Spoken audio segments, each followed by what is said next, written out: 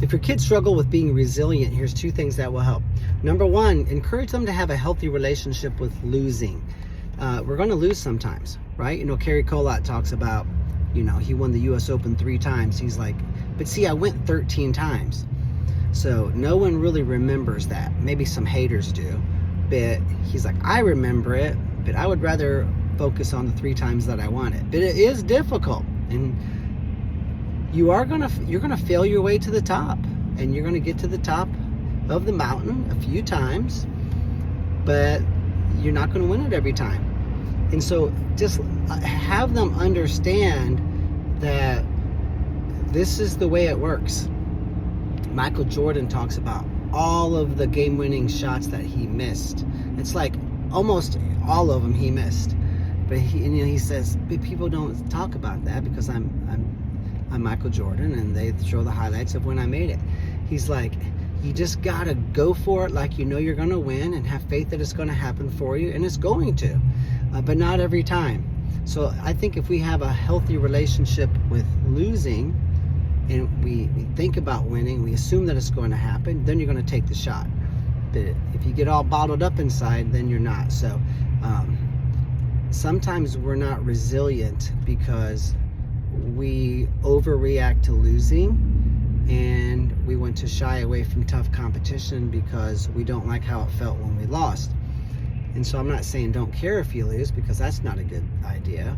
But just to have help your kids to have a kind of a healthy relationship with kind of the struggle.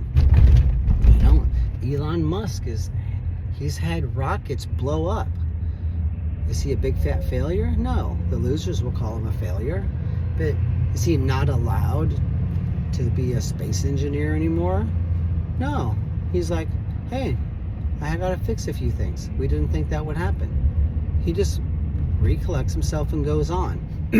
So I feel like as adults we develop a healthier relationship with losing, but as kids we don't, because no one ever sits down and teaches us it, right? And it's not the school's responsibility. They need to focus on math, but it's our responsibility as parents to do this. Secondly, they need to understand the plateau effect. It's almost easier not being good, because anything you do is an improvement.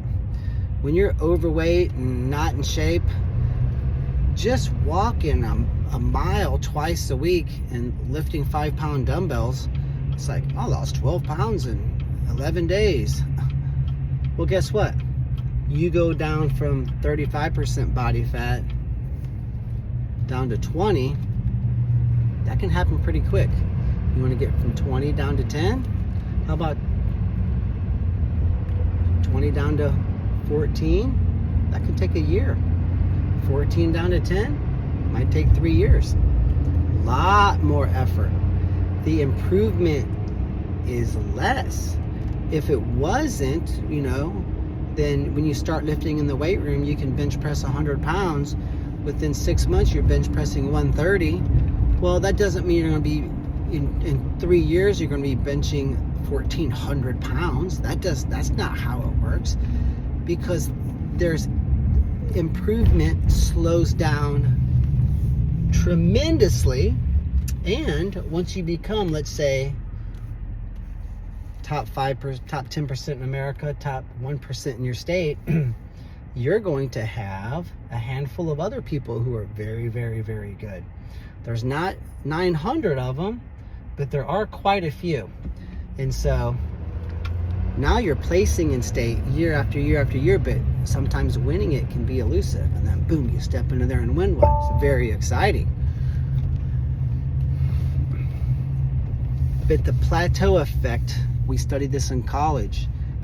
It's very interesting, and there's a psychological toll that it takes if you don't understand it.